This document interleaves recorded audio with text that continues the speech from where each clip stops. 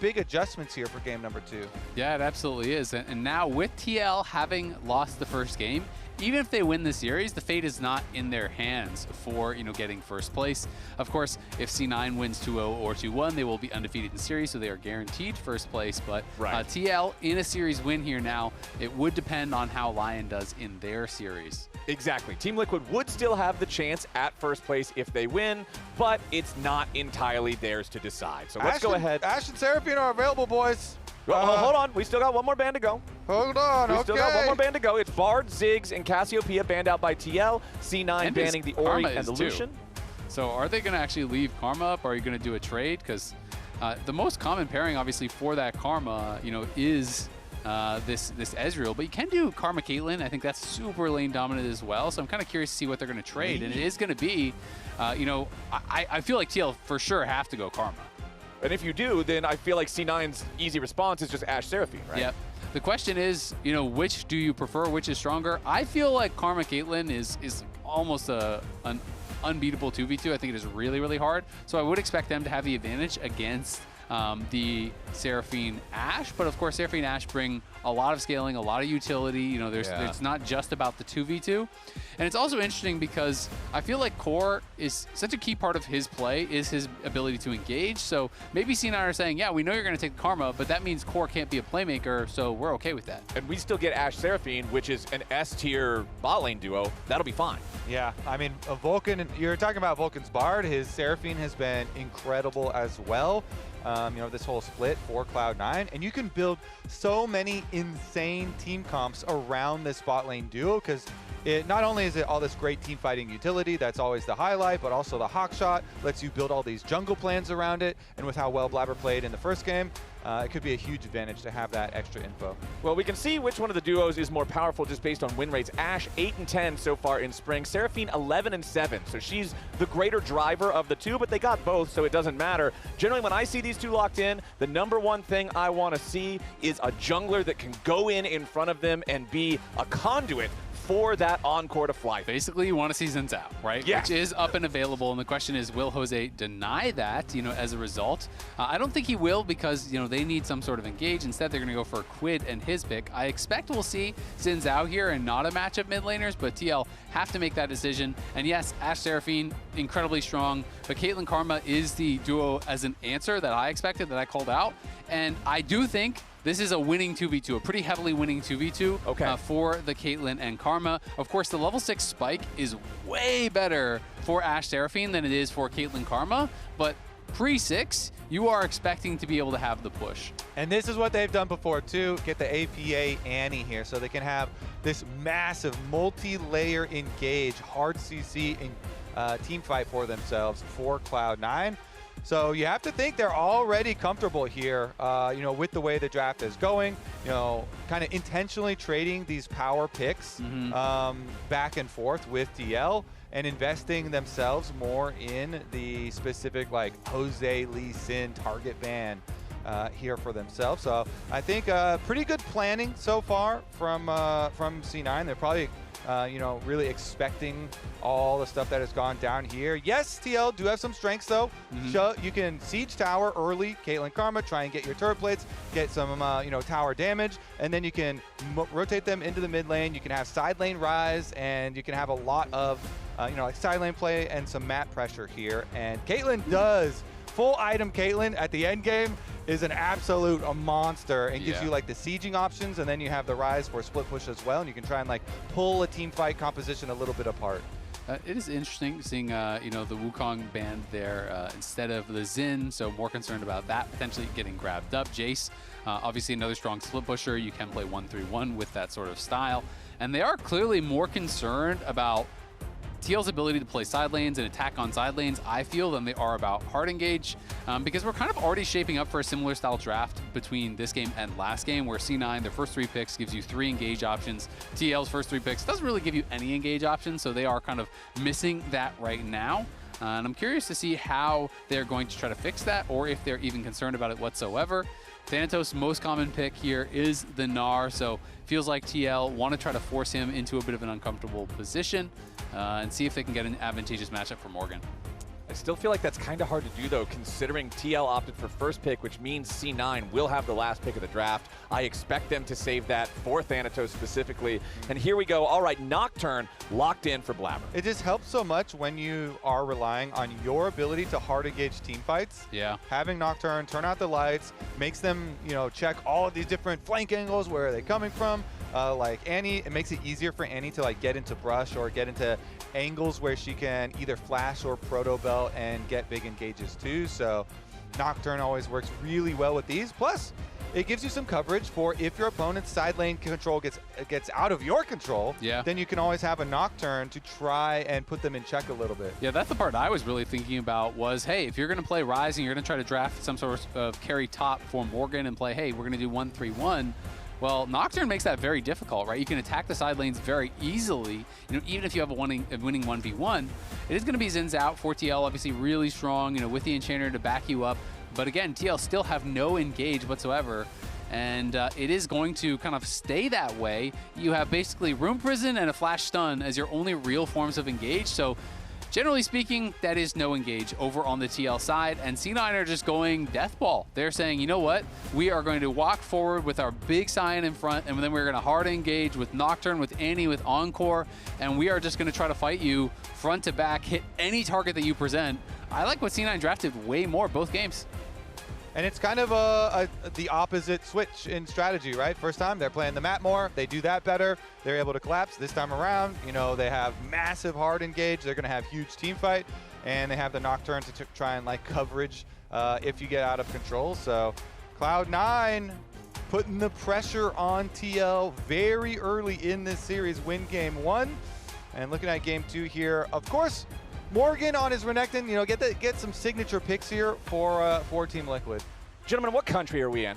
Are we in South Korea? Because I don't think we are. And generally, if you're not playing in South Korea and you draft 0 engage, if you fall behind ever for even a brief iota of a moment of a slip of a speck in time, you're done. What about this?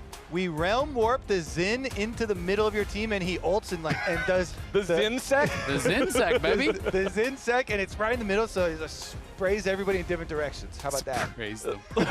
Okay. I mean, one thing I will say, I agree with you generally, but we have seen some of our teams kind of getting better with some of these hard engage, these comps that don't have hard engage, excuse me. Yeah. I'm thinking back to the Lion series, how they kind of played this game against TL, actually, where they were playing with Jace, TF, and Ezreal Karma, and I felt like they navigated the team fights incredibly well in that one, and were really able to kind of dance around that range and play it really well, pick their moments. So that's kind of what you're depending upon here for TL. And also, you're depending upon your bot lane to slam this 2v2. Yeah, all of your lanes, really. You want pressure on all your lanes. You've got Renekton into Sion. You have Ryze here into Annie, as long as jungle, attention is appropriate around here.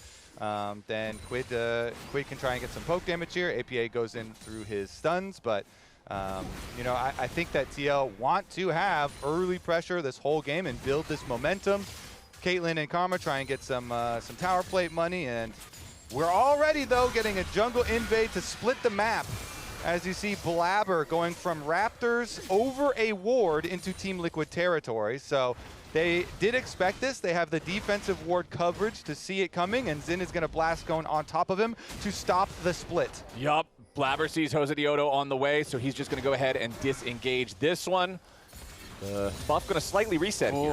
And Blaber didn't know that Jose had no smite. Jose couldn't actually really contest that. Blaber could have just taken that and walked out, I think, but was nervous about the potential collapse. QUID was moving over and was worried that he could have gotten caught. So at the end of the day, Blaber ends up spending a lot of time there. And this 2v2 looking very scrappy. When they were fighting pretty hard, both the heals have been used. Core missed his mantra Q, unfortunately, which is going to cost you a lot. Okay, bottom side. The fight continues. Yeon and CoreJJ trying to keep the pressure onto Zven and Vulcan. Yeon, however, down to about 100 HP. Zven with a flash forward. Yeon survives the last auto attack from the ranged minion. Doesn't finish him.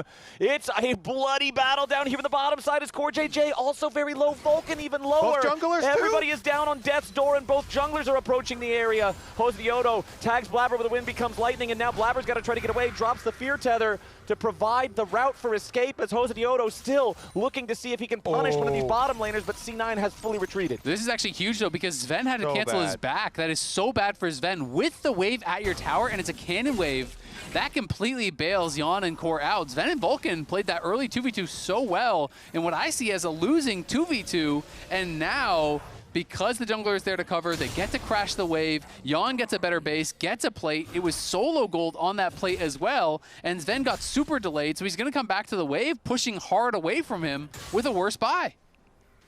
It's tough stuff. Very bad for Zven, yeah. That's what we were talking about, is you have to slam lane. If you're playing Caitlyn Karma, because of how much more effective AShe and Seraphine can be in these team fights later on, because of how much better of a team fighting team C9 has with their engage, it's tough. Bot lane head-to-head matchup so far here in Pro Play 2026. AShe Seraphine has won 3 times, Caitlyn Karma 4 times. So honestly, very, very even with the slight edge for the Kate Karma. It is. You know, I think the 2v2 goes pretty heavily, in my view, to the Kate Karma, but that does not mean you win the game, right? You can play out this AShe Seraphine from a position where you're a little bit down, but you're staying safe. As long as you don't let the Caitlyn get completely out of control, it doesn't always matter, because your team fighting, your scaling is so powerful.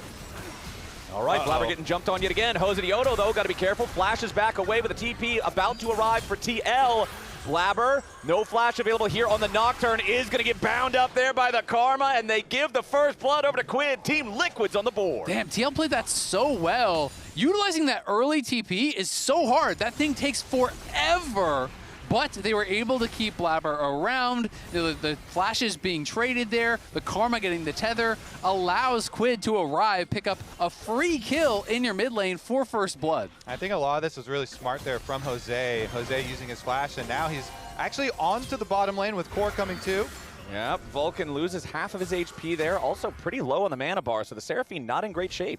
This is also great because look at the Nocturne's XP, man. He's still level 3 at almost 5 minutes here. He has been kept down because this failed invade and all the scrapping. And now, because mid lane prio again favors Team Liquid, and there's the smite for Jose. Blaber misses it. He's barely hanging on, and he dies again. Blaber's early game is over. It's so crushing when you try and do the smite fight, so you use your cooldown for your smite, and you don't get it. Jose is spamming him with emotes the last few engages too, because he's been running circles around him, flashing these the fear tether in the previous one, this one being able to get it, the extra advantage on the invade. And TL, we said their job is to win the whole map early in this game. They are certainly doing that. Again, all of these lanes, pushing and winning, jungle matchup heavily going to play to them, and as a result, heavily winning this time for Jose. Yeah, it is just kind of snowballing out of control. Blaber, you know, not even 4. Jose's almost 5 here.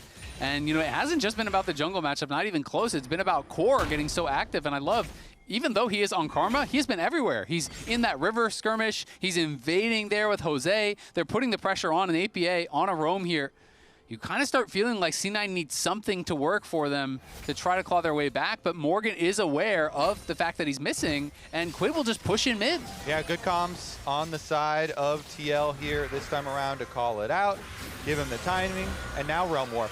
Okay, Realm Warp arrives from QUID, and Zven's in trouble yet again. Can't quite kill Core. That is twice now the Team Liquid bottom lane has escaped with barely any HP, and those small moments have built into a 2,000 gold lead just 6 minutes in. They call the roam topside timing. They play around the Annie walking up topside, and they make the counter play with Realm Warp on bottom. Gives you that extra timer here with the distance, and they know they can get the punish. Nicely done there from QUID and Team Liquid. They are certainly snowballing this one back. From our top 2 teams here, I mean, it's top 3 with Lion, but this banger matchup here, excited that game number 2 is not going the same way as game number 1.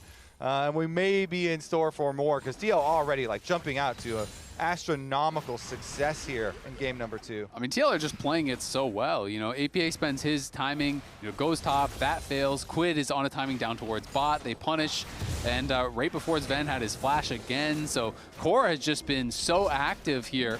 And Blaber, you know, not even 6 after 7 minutes. This is such a slow start for a Nocturne, a champion who wants a power farm, who wants to excel. And he's losing his Raptors right now too. Jose counter jungling before Blaber even comes around, because he has that timer and he's got his level 6 advantage. So he keeps up the advantage as mid lane was traded. as far as the Annie ult, and now he's camping for another. Yup, Blaber just walks right into the waiting Josedeodo. The only thing he can try to do is a defensive fear tether, but that's not going to matter because Jose just runs him down. Team Liquid is washing C9 off the map this game. He's still spamming emos. Oh, like 4 in a row, spamming on cooldown too. Man, he's actually smurfing this time around. Game number 1, Blaber, huge advantage, and definitely had some jungle gap. But game number 2, Jose getting his revenge. Absolutely, and this is a worrying trend for Vulcan, who wants to keep him away from that MVP, because Jose looking at MVP form here early in this second game. Now they're going to take over the Dragon Pit with their advantage in bottom lane as well. But as you keep pointing out, Blaber and junglers always will just say, you know what, it was support diff really. What's up, Cap? This Karma's always right behind the Zid. Really good stuff here, though, TL and Jose specifically. He counter jungles the Raptors. He has his level 6 advantage. So you have your level 6 in the duel. You're going to have the chase down as well with the extra charge. Starts emoting early, even for extra points. 1, 2, 3. There was another one. What is idiot doing? Oh! Oh. That's getting spicy there, I like man. it. A little trash talk. Josedeodo can't even believe. Is this amateur hour? What's going on here? Because he's like, oh, Blaber knew that I took his Raptors, so why is he even going to come in here? He knows he cannot duel me, right? Yeah. He's like, this is my town now.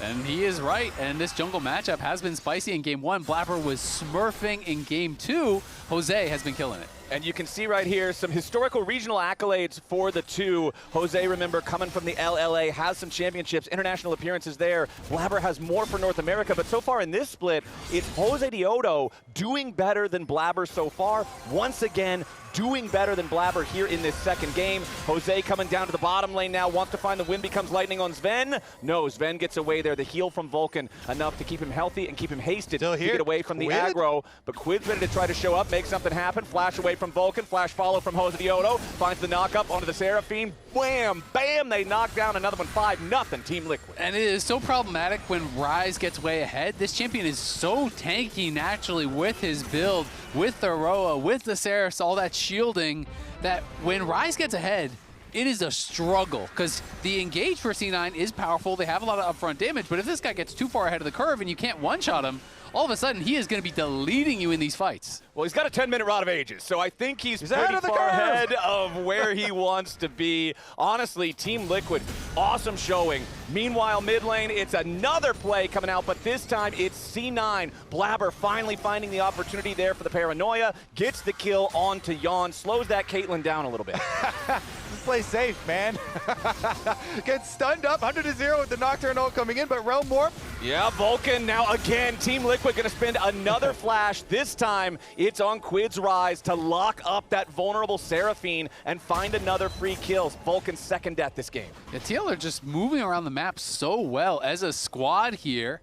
And that recall barely finishes, so APA gets out. Otherwise, he could have gotten collapsed on and died there, too. That was actually a split second away from him getting interrupted. And one thing that I think makes this matchup so frustrating for Blaber to deal with Josedeodo, who is so far ahead, normally with Nocturne, the Unspeakable Horror will buy you enough time with the Fear Tether to make enough distance that the enemy champion can't chase you down with whatever dash they have. But since Zhao will have already hit you by the time it procs, you are marked as challenged. The Audacious Charge has the extra range, and you saw it in the previous solo kill around the red buff. Jose can still just catch right back up and continue beating you to death. Absolutely can. And while we're watching this battle between two of our top 3 teams, tickets are available for Spring Finals. We're going to see some of these teams there, I guarantee it, at ASU's Mullet Arena, June 13th, 14th. The single-day tickets are already on sale. You can scan that QR code on your screen and grab some. Watch some of your favorite LCS teams play. Yeah, come see the next episode of the drama. The comms listen-ins are really hitting as well. The extra layers between our top teams as Jose is back bottom. The camping continues. I don't think morale is going to improve on this one, Mr. Kobe, as Team Liquid just continues making sure that C9's bottom lane is miserable in this 2v2. Yeon is ahead over 1,000 gold. Yeah, this is well ahead of the benchmark that we set for them as far as oh, you need to have early pressure, play off your lanes and stuff like that. They're definitely exceeding expectations here. 3K the lead for Team Liquid, just traveling between bot lane and mid lane. has been so effective here for both Jose and QUID, and even CoreJJ, you know, as he established the early lead here through the river. And now, when you look at the control wards that lead this kind of opening into Cloud9's bot side jungle again, it just makes it so easy. You've got basically a highway for all these ganks to repeat and all these roam plays to be successful for TL. And we may be seeing this same build from Jose that we saw from Kryra, Titanic into Dusk and Dawn, gaining a lot of popularity. You know, initially people had been kind of just sticking with the Sundered Sky, but this feels like it is kind of taking over in solo queue and is really starting to get a lot more popular in pro. The APs in Zhao just has insane healing, and this isn't like true AP, but it is, you know, very, very powerful. It splashes into it at least. Yeah, the Titanic on hit is a really big and critical part of it too. As he's coming back, so the highway between mid and bot lane is open again. Here comes the Ryze and the Zin. It's like Zven and Vulcan are gonna already have to retreat to their tier 2. Respect the pressure. QUID is still here. This is just so well done, and they're doing the dragon at the same time, so QUID's just going to walk down and help them take that tower, and TL are just pressuring the map non-stop. Blaber is going to see that the dragon's being taken, but not like he can do anything about it. No, sir. There has not been anything Blaber can do for the vast majority of this game. Checking in on the top side, because we haven't really this entire time. Morgan's going to go ahead and drop the Dominus here. Another decimating smash comes out from Thanatos, point blank ulti. I think he was hoping that Morgan was far up enough that there would have been more than one tower shot there. Unfortunately for him, Morgan is outside of the range, so Thanatos survives for now. This is one of those matchups that we see it a lot in the LCS, and it feels like it almost always favors the Sion as the Renekton tries to get away now. APA tanking up most of the turret, but Blaber flies in alongside his mid laner to guarantee they get that kill on Morgan. Yeah, that's what I was going to say during the tower engage there. The mini-map, they're walking up, both Annie and Nocturne, and they actually still chase them all the way through for the tower dive, so they do end up getting the kill on Morgan. Unfortunately for Thanatos, it's been too long since he walked back away from the exchange, so Thanatos doesn't get an assist. Rip. It's not all that hard work. It's not even that much money since it would be split between 3 people, but still, yeah, for all his hard work, doesn't get much of the reward. And still, for Cloud9, he's the only gold lead there for Thanatos. With the 59, the big 59 on your Sion, that's going to go a long way. Huge. With all of the early pressure that Team Liquid have put out and been able to snowball, we're just looking at dragon fights on repeat for Team Liquid. And when you are a team with Caitlyn, Karma, that has had a successful early game here, not only is your Caitlyn just going to be powerful with the Hex Optics plus an Infinity Edge very soon, but you get to put your trap line down ahead for all these consecutive dragon fights. And all of a sudden, it becomes very difficult, even with the ludicrous amounts of CC that Cloud9's team comp does have. They're going to have a hard time kind of getting in. That is pretty big, though, getting the cleanse there off of Yeon. Yeon was just stepping forward with that Inspire from the Karma. Chasing down Zven, gets some good damage on him, but they now have that cleanse out. So there is a possibility, hey, if you can get that Fear Tether on him, if you can get an Encore to hit him, and you can kill off Yeon in a hurry, you never know, because they do still have some pretty good upfront bursts here on the side of C9. Well, they're not going to have a chance to challenge for the Rift Herald as Team Liquid going to secure that one. Immediately, Blaber jumping in with a paranoia. They found Josedeodo, and that's a nice pick there for the side of C9. He called the emergency escape Uber, but it didn't get there in time. He put out the Herald. It's the surge hour. Yeah. There's too many other people. He was like, please, somebody pick me up, Herald. And Cloud9 are like, we'll pick you up. There's the kill.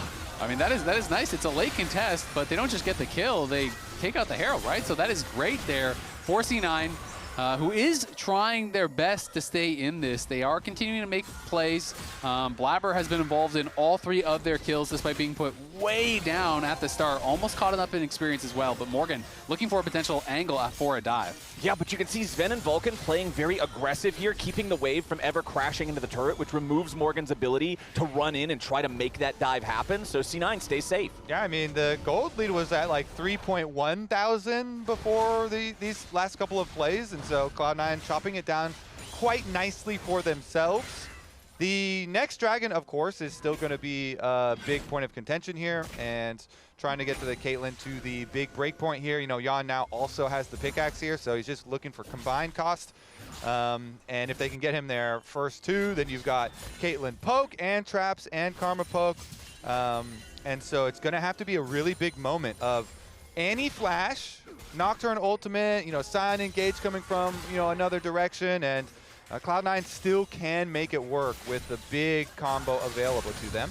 I will say credit to Blaber. He's only down a couple hundred gold. It doesn't really matter at this point with all of the things that went wrong. Now immediately C9 going for the engage yet again, but they bungle it.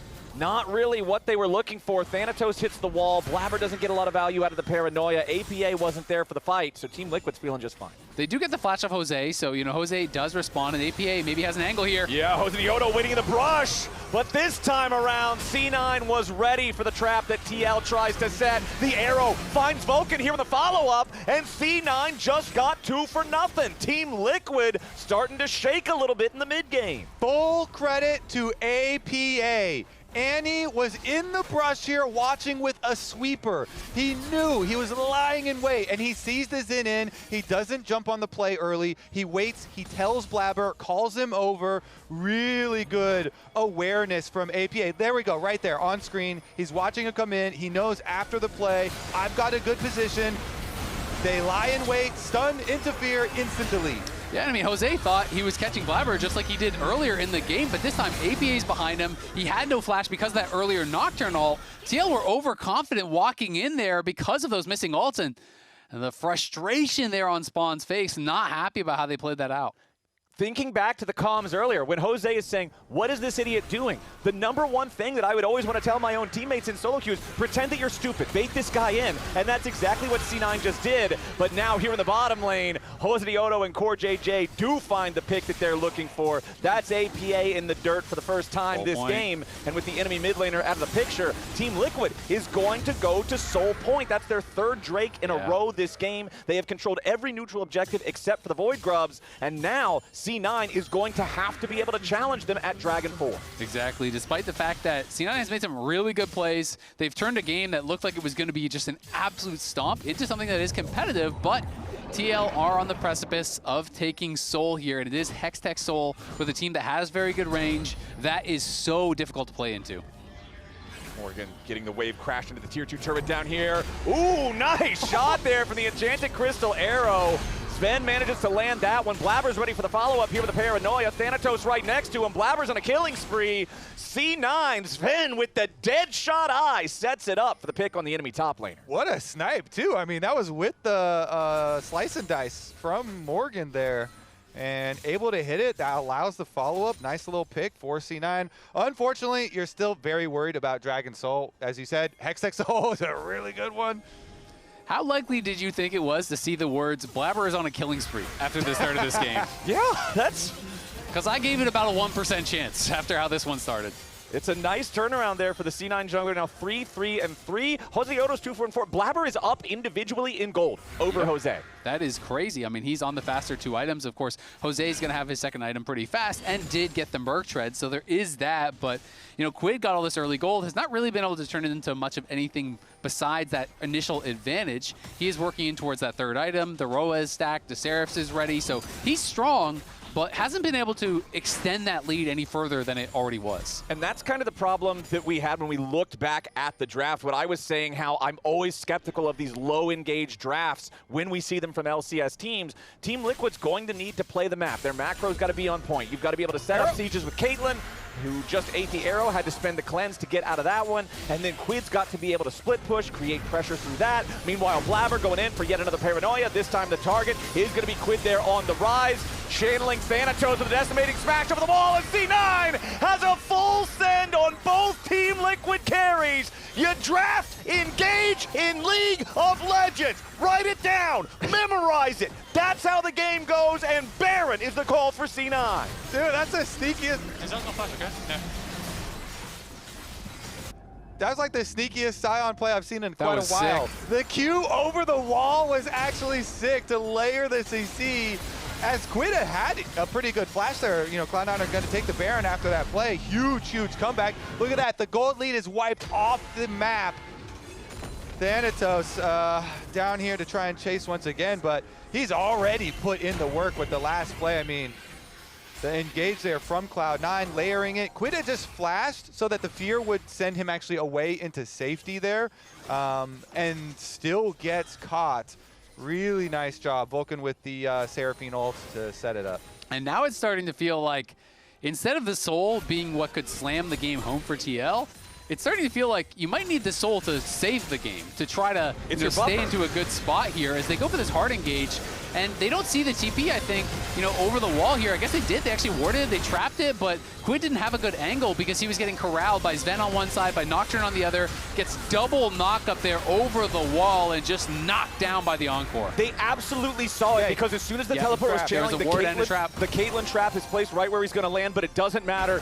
Thanatos, the X factor in that fight, as we're back to live and we've got another scuffle. Team Liquid dogpiling in, but they're dogpiling onto the Sion. QUID is on the approach here from the side. Thanatos still alive for now. Blaber finally going to turn off the lights as Team Liquid continues going forward. Thanatos to flash away, but he's still staying alive for now. Morgan's going to be chopped down. CoreJJ falls too. Jose and QUID still trying to find pressure onto the injured C9 players as QUID eats the damage from Vulcan, but it isn't going to matter. Zven staying alive for now. Blaber still fighting under Josedeodo. Zven's going to be careful. He needs to maintain the range. He dodges when becomes lightning. Blaber staying alive now too, but he blocks the ace in the hole. C9 team fighting is just better. 20 minutes into the game, QUID is on the run. This is crazy. This is so well played there from C9, dancing in and out of the fight. Their members are all soaking damage from QUID. It looked like he was in a position where he could have taken over, but so much damage blocked by Thanatos, and as he gets low, people step forward and continue playing it out. And it's APA. APA cuts off the bottom lane of TL. He goes up the river, this Assassin Annie play basically on the enemy bottom lane. He blows up Core and then he pushes Yeon out. Let's take another look at it. They started out with the arrow missing, so TL are like, okay, fine, no arrow, maybe this will be a good opportunity. Jose steps up into Thanatos. They start working through a lot of damage on Thanatos. The front line here getting a lot of work. The trap line in front as well. He has to flash and ult away. Look at the minimap. APA up the river here. He goes straight for CoreJJ. Boom! 100-0. And then Yeon can't get into the fight to follow up, even though his front line was doing a lot of work. Yeah, and Yeon is pushed out, and then QUID, like Thanatos is just soaking damage here. It's hard for me to keep going, guys. So if you guys can kill him, it's fine, but That was exactly hard, true. all right. Yeah, very, very difficult right there. And that was exactly what I was talking about when we first checked in on top lane back at 12 minutes or whatever. Sion versus Renekton, it was even all through the laning phase, and Sion just does so much more later on. And C9, now feeling like they're in control. They're on the precipice. If they win this game, they will be undefeated here in this best of three. Will be only the third time it has happened in LCS history in the best of three era here. And C9 being able to do it, not only against the top team, but being able to do it in a game like this, where you started so far down, would make it that much more impressive. Blaber up to 5-3-5 now on the Nocturne. Almost the highest individual gold lead in the game after that disastrous start. Kobe, as a fellow jungler, I'm sure you know the emotional roller coaster of a game like this, where you start off just getting your butt beat, and then you bounce back and you just feel like, I'm that Deep dude. path, guys. We're doing a great job. Good comeback. And good comms and good mental flowers. Yup, PMA, positive mental attitude. Exactly, that is the key here. Yeah, you didn't get to do a lot early, but stay focused on your win conditions here. And honestly, yeah, APA, good comms, and also, that was just so critical, cutting off the whole back line. And Cloud9 now with 2,000 gold in their favor. When we're looking 3 minutes into the future towards the Dragon Soul, it doesn't seem like TL are going to get their, early arrival dream scenario. Caitlyn traps cutting them off and all this stuff. And it's probably should be very favored for a setup for C9 with Hawkshot and all the plentiful amount of CC they have for Engage to try and make it difficult this time for Team Liquid. And LDR is very far away for Yeon, right? He hasn't even gotten a component yet for that thing. So getting through the Sion is going to be difficult. Yes, he is still strong, but Zven is actually ahead in gold and has the LDR, so the front line going to be dying a lot faster, it feels like. But, man, I just can't say enough about APA in this game. His team gets so far behind early. He's attempting multiple roams, finds some good plays up in top lane, putting Morgan behind, finds that flank onto Jose. That was huge. Then in this fight, finds another great angle with the help of that Paranoia, gets in on Core, one-shots him, pushes Yeon out, APA is playing a fantastic Annie game. And especially considering I feel like in recent times, I've been pretty critical of LCS Annies. I feel like a lot of times, I'm serious, I'm being dead serious. I'm being straight with you. I feel like a lot of times our Annie performances that we see from our mid laners aren't up to the level that you would hope for, but APA, I agree, Isaac, having an absolutely phenomenal game here so far. But going back to the other side, because the story has been C9 so far. Hold on, we got a team fight. Relmore bin, Morgan here with the front line, but he takes a ton of damage here with the very start. Vulcan barely staying alive. C9 in danger. They find the shutdown on Zven. Team Liquid coming back to life, but it's a double kill over to APA. Yeon's on the wrong side of the map. Jose separated from his carry, and Yeon's gonna get run down. Decimating smash buries him alive as Josedeodo now fully on the run. Blaber with the flash ready to follow, so Jose can't take the Hex Gate. He'll escape the unfathomable horror. But the horrors are still there for Team Liquid. They thought they had their moment. They chose that fight. And C9 got a 3-for-1. It's about to be 4 with a desync jungle death timer, and Baron is live on the map. Josedeodo, yes, he gets the knock away with the ulti. Okay, he'll stay alive. But C9 with a 4v2 on the map for now, and Zven's about to respawn. Yeah, and you're only a minute away from the Dragon Soul, so all these summoner spells being spent now at this fight, not going to be available for the next one here, and you're losing so many resources that you're really going to need. Yeah, and this is a Realm War play. They're going very aggressive, but Jose's not there with him, and QUID is taking his own Realm War bin, which just seems so dangerous. If Jose was there, I think it could have gone a lot better. They get the early kill on AShe, but look at Yeon on the side. What can he do to Thanatos? He can't even break the shield. Thanatos is just playing in his face, fight after fight. Yeon is getting zoned out by these soul laners. And then look at this interaction here. Okay, we're not going to see it, but as little cheers there, a little celebration. Okay, so when the FlyQuest coaches did it and they handshook early, the celebration didn't work out. But this one is at much later. This one, though, it was so interesting because as Blaber was chasing Jose, Blaber was trying to spell shield the knockup and ended up spell shielding the knockup from the blast cone. So he didn't actually go over the wall, and that allowed Jose to actually survive in that situation. So it was pretty big.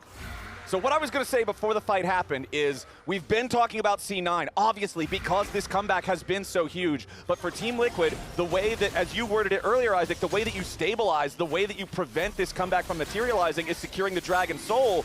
But the Dragon right now is staring at 2 people, and they both are wearing Cloud9 jerseys. So that's another shot at the Soul, not going to TL. That's C9 securing yet another objective with their 3,000 gold. I think that is correct for TL, because if you go there with no LDR, with no flash on Yeon, I think Yeon is just going to die.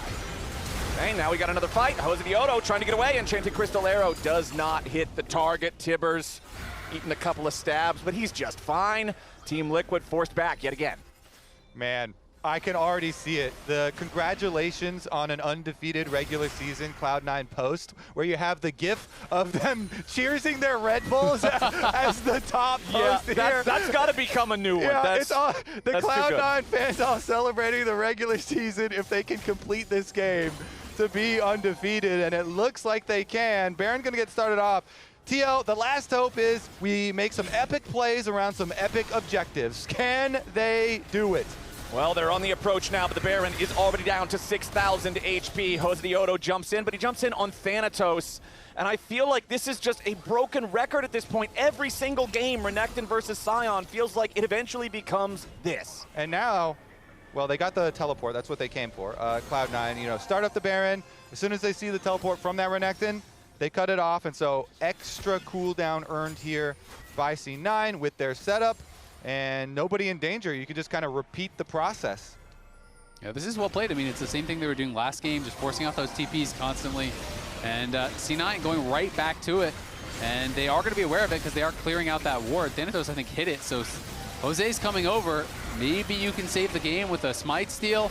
We'll see if they can get in and find an angle. Okay, there's Paranoia. Wants to make sure nobody from TL can make their way into the pit as the Baron is already claimed. And now Blaber flies off towards Morgan. He wants to attack the pincer of Team Liquid. They knock him down to about 1/3 HP. Sterik's finally going to proc Morgan. Still trying to slice and dice away. He stays alive for now. Team Liquid will manage to get their top laner out. But the enemy team has already claimed Baron. C9's wearing purple. Yep, they're still laughing here too. They're able to take the epic objective. They've got almost Well, 2 minutes and 48 seconds here left until the next timer for Dragon Soul that they're going to have to defend. They're already going to feel really, really confident in that one with all of the extra gold that they've gotten. Guardian Angel came through. We had the Medjai's upgrade even from APA with the 10 stacks on his Soul Stealer. QSS for Zven.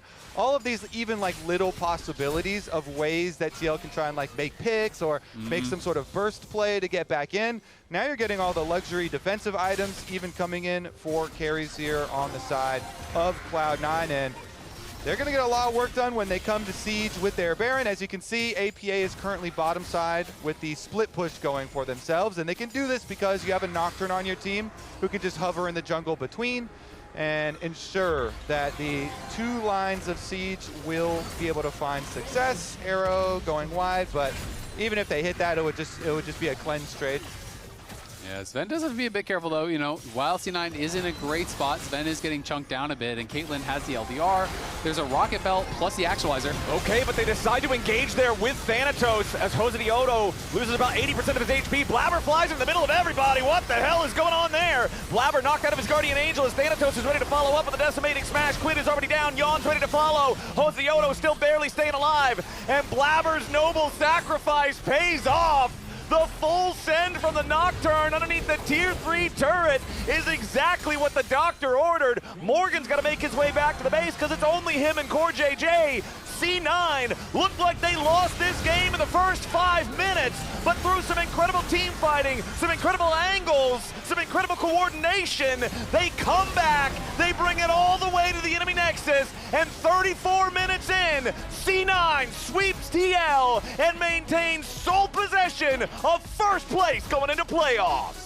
Blaber ends it with the Guardian Angel dive bomb play, and Cloud9 right up the middle to take this series 2-0 and end undefeated. Man, and so much credit I think deserved by APA in this one. Him on the Annie, finding multiple key plays here. Great flanks, perfect positioning, finding the plays to help C9 get back in it. 7-0 in series. You said it, Kobe. They are undefeated.